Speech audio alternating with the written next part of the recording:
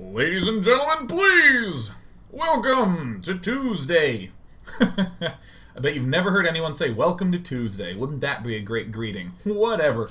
It is currently January 8th, 2013, and this is Day 9 Daily number 538, where we learn to be a better gamer. And we drink ice water out of big beer mugs. Being hardcore and hydrated all at the same time. In today's Day 9 Daily, we are going to be looking at a series of Protoss vs. Terran games. Excuse me, I'm drooling. Series of Protoss vs. Terran games from White Raw. Yay, White Raw! In Heart of the Swarm, because, we like Heart of the Swarm. And in these games, it's not quite perfect execution, is how I would describe it. We will see White Raw perform really cool builds, clearly practice builds, but not perfected builds. So we'll be doing a nice mix of talking about why the strategies work, what sort of things we're having to adjust for and account for in these strategies, especially using the new Heart of the Swarm units, and of course things that I don't like.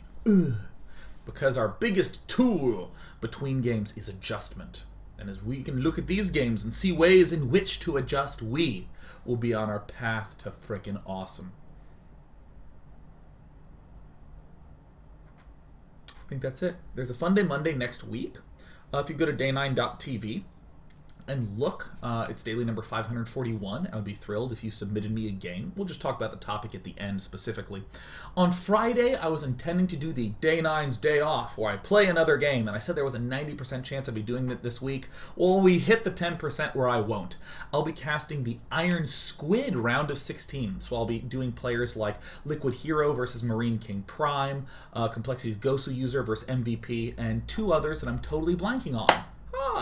So on Friday, even though I know you wanted to do something non-StarCraft-like, I'm so sorry, but I'll be casting some of the sickest games you'll ever see for the Iron Squid round of 16. Hope to see you. Again, more information at day9.tv to cut back on my burbling here. I don't have anything useful to say other than that. Nothing at all. Except this, while I was driving home today, it dawned on me that, not in a lot of circumstances, but there has to be a non-zero amount of breakups that began because someone farted, right? That has to be something that has occurred somewhere. Like, I can actually envision it. Let me paint a picture for you. Let me hydrate first. Nothing to do with StarCraft, but still, those couples that you've known growing up where they hate each other. They don't want to be with the other person, but for some reason they keep trying to make it work, and they're sitting on the couch watching some show that they both hate, but they're watching because they think the other person wants that, and the guy just rips some fart, and the girl's just like, loses her shit. Why do you always have to fart? And she's screaming, and of course he has to say something reasonable like, well, I'm an organism, and as an organism I produce excess gas. And of course that's not an argument that'll fix anything. In fact, that would be the beginning of the end, Why do you like upsetting me? It's like, yeah, I find upsetting you to be hilarious! And then the fight happens and it's over. There's not really a point to me bringing that up, but, a lot of times they say that there is a straw that breaks the camel's back. Just think of all the different kinds of straws that there could be. So I'm glad that I began with that, and that relates to StarCraft somehow. I don't think we'll figure out in this daily, but I wanted to share that. So I want to step into this game. All the games we're going to be looking at today, I would call not beautiful. I'm willing to say that. Also, I can't find the replay. Where's the replay? None of the games in this set are going to be particularly gorgeous by any means. Where is this freaking game? Is it on Newkirk City? I know it's on Newkirk City. Give me a minute. Where's the game? None of these games are particularly there it is. Particularly beautiful. And that's honestly one of the reasons why I think they're interesting. In a lot of dailies, what I like to do, especially when we're talking about new strategies and how to execute certain strategies, we like to talk about the ideal circumstances in which it comes up, how to respond when some differences arise. But this will be a good example of a very strong player, White Rod, doing a lot of stuff that we like, as well as some stuff that we don't like so much. Let's take a look. Before we look at any of them, let me just note, in every one of these games, White Raw is going to be going one base, fast Stargate, and then expanding. Every single game he's going to open this way. One base, fast Stargate, and then expand. Let's check it out. So we want to be going to the White Raw cam, and we want to be doing as much good old standard style analysis as possible. We're going to see that there is indeed a lot more options and possibilities for the Terran player. Yesterday when we looked at Zerg, we got the chance to see that Zergs don't really have a lot of stuff going on in the first 10 minutes. They can't do a lot of new things in the first 10 minutes in Heart of the Swarm, but Terrans certainly can. Speed Reapers, fast Widow Mines, the Medevac is super terrifying. In this game, we're actually going to see very little new school unitry. Again, so you can sort of wrap your head around it. So, we want to be talking about everything we're seeing in terms of how our resource distribution looks,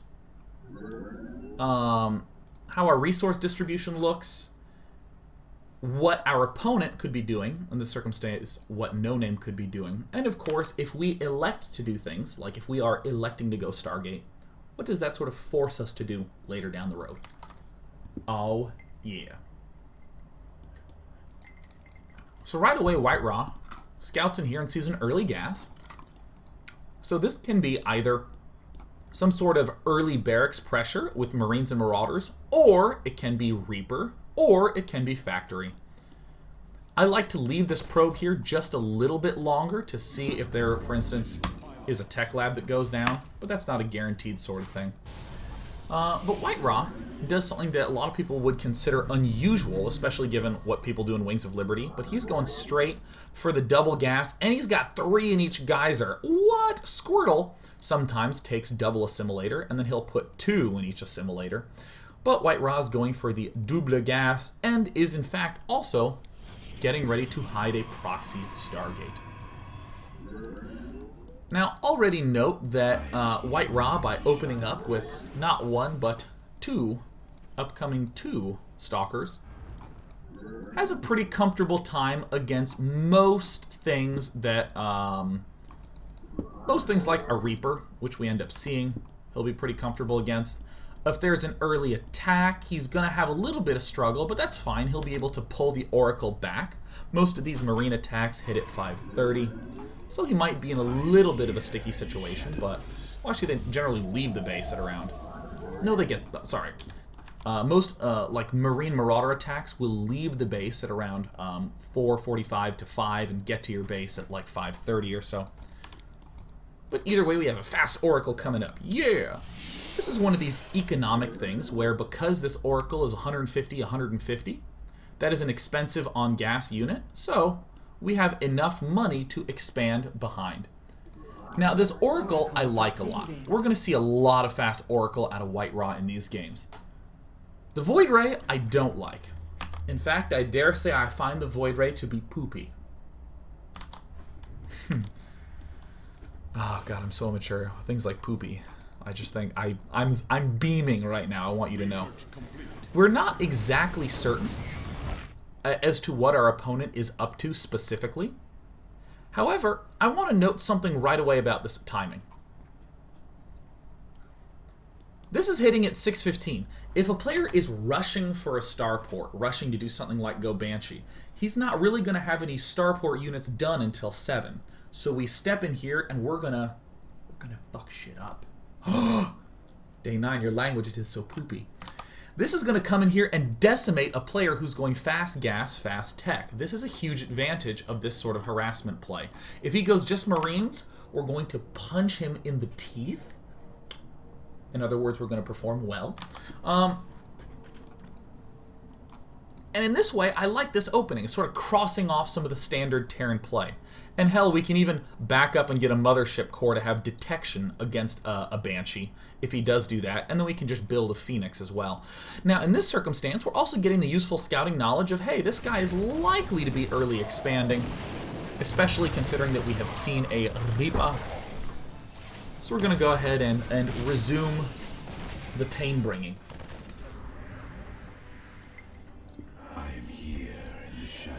Now this Void Ray, I don't like as much. See, the Oracle accomplishes a lot of tasks. It's going to really hurt our opponent if he's going for a Marine-based defense and doesn't have a lot of Marines.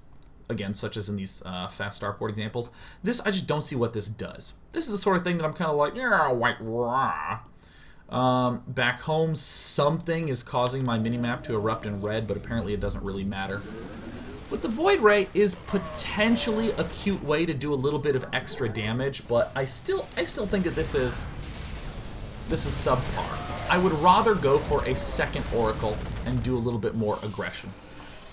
Certainly, Void Rays pair well with Stalkers to attack at the front, but these two Void Rays I just don't like nearly as much. So White Raw still hasn't gotten a super complete scout, but effectively knows what he's up against. An early expand guy who has some barracks. Just a kind of standard bio play. Now, imagine for a moment that we had not built two Void Rays. I want you to imagine this for a moment. Right now, I kind of like the amount of damage we've done. We've killed 12 workers, but the Void Rays themselves have only killed like 3? Or something like that. I don't love that. So I think that the Void Rays are kind of a sort of investment, especially if we've identified our opponent going for some marine-based thing. I do like Oracles. People love to talk about Oracles in terms of attacking, like going in and killing off Zerverkers, but they're also excellent in defense, and we're going to see that a number of times for the rest of the daily. Now, hearing me say things like, I'm not a big fan of the Void Ray because it's not doing too much, that sounds a little bit qualitative. It sounds like, yeah, you know, maybe there's something a little bit better. But this moment right now is where we actually start to see the quantitative effect of investing in these Void Rays while still not doing too much. Right now, White Rot doesn't know if he can take another expansion. He really has no clue. If, for instance, White Ra was able to have built this Robo Bay earlier and taken this expansion, he could have maybe had a Colossus near finished right now. Those two Void Rays that we built, we just don't build those. And then all of a sudden, that's 500 minerals and 300 gas that we can spend on an expansion and a Robo Bay. And it's those little things that seem like it's not that big a deal, like let me just go Robo right now, but I feel like White Ra is potentially cutting himself out of a third expansion. These Void Rays, we're going to see White Ra do a lot of good stuff against Zerg, but not as much good stuff against Terran. So now Terran moves out like this. This is where I'm really starting to feel the effects of this. Sure, White Ra is going for a mixture that everyone recognizes. 6 gateways. Excuse me. 6 gateways. Double Forge. Colossus Robo. Most people would say, oh yeah, cool, he's pulled back to standard. But that's not quite true. That's not true, and I don't want you to believe it for a second. The reason this is not quite standard is that we are at the 12-minute mark, and we are starting our 1-1 upgrades. There are players out there who would be starting 3-3, close to 12.5, 13 minutes. More commonly, you'd be getting close to done with 2-2 if you went down the normal, standard, tried and true path. So this is one of these issues that we see arise a lot when players start to do cute swerve-aways. Like, alright, I have my standard play, but let me swerve out at the start and do some air aggression, then I promise I'll pull back nice and true. The pullback is the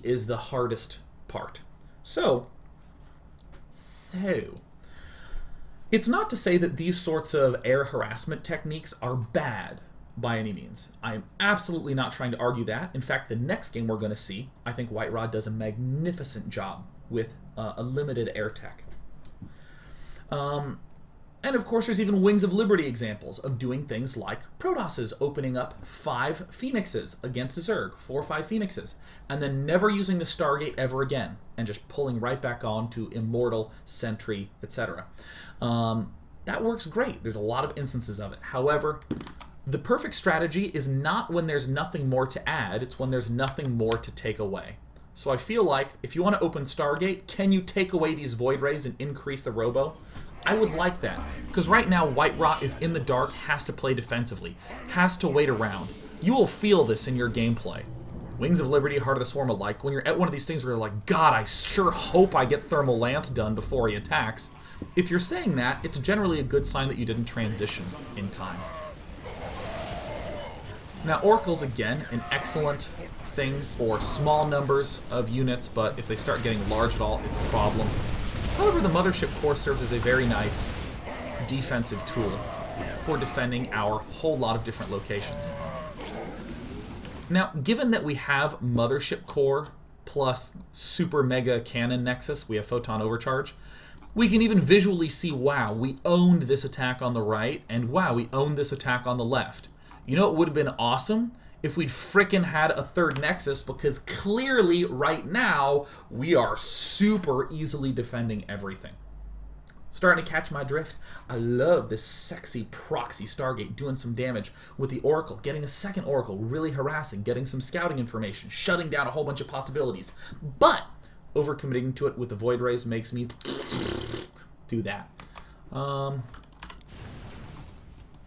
So again, were we White Raw, I would say, oh, the adjustment that we would love to make in an upcoming game is we would love to do the same thing with slightly fewer Void Rays and a slightly faster transition. Now, fortunately for White Raw, the opponent is going straight Wings of Liberty mode. These medevacs don't even have the Caduceus reactor upgrade, which we'll see later on is like stupid good. And White Raw's just gonna win. He's just gonna win himself. He's gonna win himself a game. Come on, White Raw. Come on, Dr. Raw. Yep. Here comes in some SCVs. I have no idea why there's SCVs there, but we killed off a lot more. And then White Raw wins the game. Great. So again, this is one of these games that I actually feel like can betray you. Betray you from the never-ending story. You know, I'm sure there was a joke somewhere in there. But instead I just said the pieces. And it's sort of like a choose-your-own-joke adventure. Very, very not funny book by Sean Plott. What am I talking about? This is a sort of game that can betray your brain. It can betray you. You play this game, you get addicted to this Oracle harass. You build more Oracles and more Void Rays, and it works so good. And then you have this end result, an end battle, where you smash, and you're going, oh, it works so good. Or so well if you're an English major. But the problem is, there's a clear thing that we could have optimized a little bit harder. The clear thing we could have optimized harder is cutting out the Void Rays, getting the faster Third Nexus, and the faster Colossus. Then we would have been in we would have been in Boner Town. We would have been happy. I don't want to explain that Boner Town is a positive connotation, intellectually speaking. You know, we're going to go to part 2 now. When we come back, actually, let me just sum up. Part 1, we talked a little bit about all sorts of things, and then we looked at a game. In this game of StarCraft, we saw White Raw do a really cool Oracle opening. We talked a little bit about resources, what we have to account for, why we're feeling pretty comfortably defended, and we're still seeing how there are opportunities to get overeager and to try to do more. However, it's so important that we try to do a little less with our builds and make sure that we have a clear core focus. When we come back in part 2, we're going to see a game where White Raw tries to execute this strategy, and it absolutely falls apart. Again, no games are perfect in these in today's daily. None of them are ideal examples of strategy, but they're all really interesting looks at White Raw trying the same strat. So, we'll be back in a bit. Boner Town, Amanda.